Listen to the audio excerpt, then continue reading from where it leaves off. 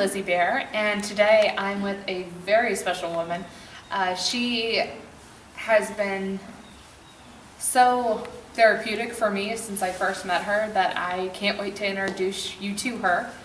This is Michelle. She is one of the founders, or the founder, of Forever Amber, and I wanted to talk to her, about how she got Forever Amber off the ground and where it kind of started from. Hi, thanks everybody for joining in, and thanks Liz for this opportunity for me to talk about Forever Amber Acres and our mission. Horses were always very important to me growing up, and animals. I was always rescuing something, but never really knew what I wanted to do, what direction. I felt like I always had a bigger purpose in life, and it wasn't until I was 40, actually 10 years ago, after the death of my mother, that brought this whole thing for Amber Acres to fruition. My mom passed away and left a small inheritance, not a big chunk of money, but just enough to get me started, and I really wanted to make my impact on our community and for horses, animals, and people. So that's kind of how I got started, and it all started with the rescue of my first thoroughbred mare, and her name was Forever Amber. She was an off-the-track thoroughbred. And how did you get a hold of Amber? Through networking with some other folks that were in rescue. Forever Amber was Canadian born, and she had found her way in many, many homes over the years. And this is Quincy. Say hi to Quincy. He's one of our rescues as well. And Amber had been traded and just dumped various times throughout her lifetime, and she found her way to a Pennsylvania rescue, and then she found her way to Ohio, and that's where I found her in Alliance, Ohio, back in 2006. And how long was she with you from 2006? Yeah, Amber was with me from 2006, July of 2006 till April of 2010, when she succumbed to, she had a brain tumor and some other secondary illnesses took her down, yeah. So since, starting from Amber, where are we now, like currently? Where we are now is after Forever Amber, I rescued Cody, and there's been there are a total of 43 horses ever since I started this journey. And I bought this farm, which is now Forever Amber Acres, and it's 11 1/4 acres here in Medina, Ohio. And in the beginning, I really wasn't sure which direction I was going in. I've always kind of felt an attraction towards helping military veterans and others in need because the horses are very therapeutic. And that's kind of where we are. In 2013, we became nonprofit. I was privately funded before then. And now we've built up a volunteer base, and we have approximately 40 volunteers that come in and out of here. Some of them don't come every day, some don't come every week. But we have a nice little volunteer base for a small organization like ours.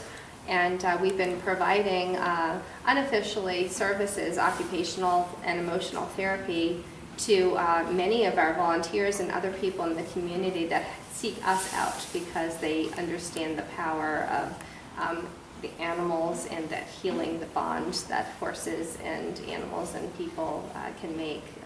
The animals are all suffering in to various degrees. They have PTSD. They've all had abuse and neglect situations. They were all slaughter bound before I rescued them, but they never forget. Even that we work with them and we try to make them forget that sometimes, just like us as humans, you can have forgiveness towards people, but you never really forget the things that you've gone through. So these animals are very healing and attractive to people that are suffering as well. And we've actually found, kind of by luck, that many of the people that came to us seeking to volunteer eventually open up and tell us that although they want to help the animals, that it's twofold, that the animals are helping them as well. And so we have plans to officially offer an animal-assisted therapy program, hopefully in 2017, if not before the end of 2016. That would be great. I know when I first met you that I was that case. I was, dealing with my attacks and my PTSD and the anxiety and depression. And I told you, they're helping me as I hope I'm helping them. And it's something, if you were in that situation, that you totally understand.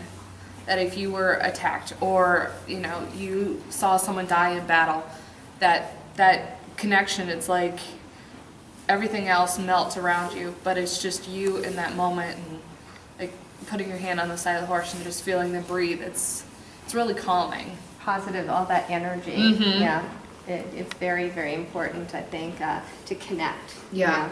Just take a moment and take a deep breath, and the animal will start reacting to you. And as you've seen through your experience here the last few weeks since you and Luca have been volunteering, is that these animals, they take on a lot of our emotions. If we're having a bad day or a happy day, excited, whatever it is, the animals tend to react a bit. And sometimes in a good manner and sometimes not so good. But I think if we listen to the horses and animals and let them be our teachers, they can really make us very aware of maybe things that we're not even aware of that we are doing or portraying ourselves.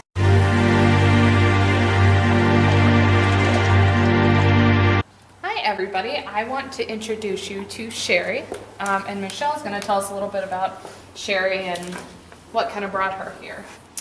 Sherry is a 22-year-old Trakehner warmblood, and she was imported from Canada from Germany to Canada to the United States for the breeding industry. And basically, she was used for breeding the majority of her life and not ever taught anything other than just to have babies. And when her days in the industry were no longer profiting the breeder, she was traded and given to somebody that was using her for experimental purposes for a lactating drug to get her to lactate so she could nurse racetrack babies that were perhaps orphaned from their mothers to more quickly get them on the racetrack. She had a very adverse reaction to the drugs, and you can see on the side of her neck she's got all of the scar tissue. They were all open abscesses. So the person, I do commend them, they contacted me and said that they had been trying to find a home for her, but no other rescue organization would take her because she really was considered dangerous, because she had never been taught the most simple ground manners, standing here like she is now as we're like grooming her on the grooming wall, lifting her feet, things like very simple things like that. So I couldn't say no. I had worked real hard, and I found what I thought was going to be an excellent adoption home where she went to in South Carolina, and the girl got involved in drugs and started to starve her to death. And she was involved in a court case. We had the Sheriff's Department in Beaufort County, South Carolina, down on the Georgia border. They were able to seize her for us, as well as several other horses, and we were able to bring her back here in June of 2015. She was 400 pounds underweight, and now through our Love and Care and a refeeding program, she's in optimal weight right now. And since that incident, our organization, because it's not the first time it's happened to us, something that's a little different from us compared to some other rescue organizations, is that we always maintain the legal ownership of our horses through a first right of refusal contract, which means that if the adopter does not properly take care of the horse, or if there's they have a change of heart, whatever the situation, that we can always take the animal back. And that's how we were able to get Sherry back. And we've decided since then that we're no longer going to be adopting out horses so far away, because it's just too hard to keep track of. And because their health can start declining fairly quickly. So yeah, she's very sweet. She's learned to do simple things like lift up. Come on, lift up. Good girl. Like picking up her foot here. This is something that up until recently she was never able to do. So this is really nice that she's holding it. And good girl, Sherry. And we give them positive reinforcement each time they do something that we want them to do like that. So she knows that she is a good girl. How old is Sherry? 22. She's 22 years old. All right, Michelle, do you want to introduce me to this big guy? Yeah, this guy's name is Freedom. Well, we call him Freedom. On the racetrack, his name was Crafty Kate, and he's a registered thoroughbred racehorse. And Freedom is, no, that's not nice. No biting. Hey, no, we don't do that.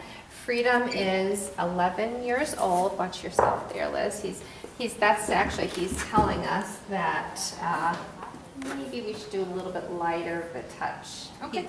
Thoroughbreds are very high strung and their nerve endings are very sensitive. That's what makes them fast on the racetrack.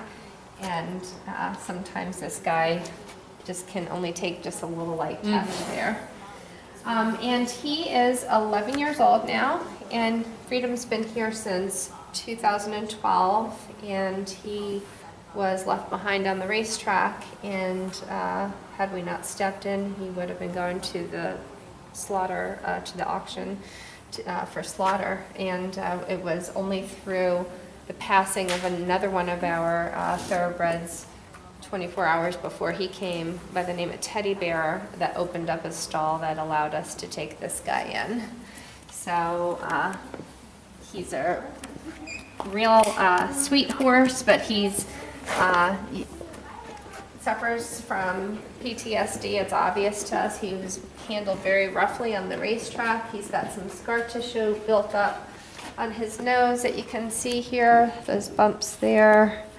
And on the racetrack, many times they really yank down on a chain across their nose called a shank. And they get real rough with them to get them to submit quicker instead of having to take the time to train them to do certain things. He's very left ear sensitive. Many times on the racetrack they twitch their ear, so they hold the ear and they twist it to release the endorphins, and it doesn't feel good. And the jockeys sometimes ride them that way in a race or when they're training them, or perhaps the vet on the racetrack just needs to give a quick shot of, you know, an injection or something, and instead of taking the time to work with them, they have to do it quickly, and they'll do that with, no, don't eat the wood, that's for the new stalls. Hey, buddy. And yeah, so and him chewing on that wood there is kind of a sign of him being a little stressed out. I think we are under construction, as you can see here. We just recently received a grant that's enabling us to do some renovations and add some stalls. We just got a new driveway. It was for an improvements grant for infrastructure. It's going to allow us to be able to take in some more horses this winter. And the horses we're trying to do as much of the work without it disrupting the horses, but just naturally, especially Freedom is just very aware of his surroundings, and he knows that something's not quite right. Right. So what's Freedom like, normal everyday personality? When he's not acting like he is now, he can be very, very sweet.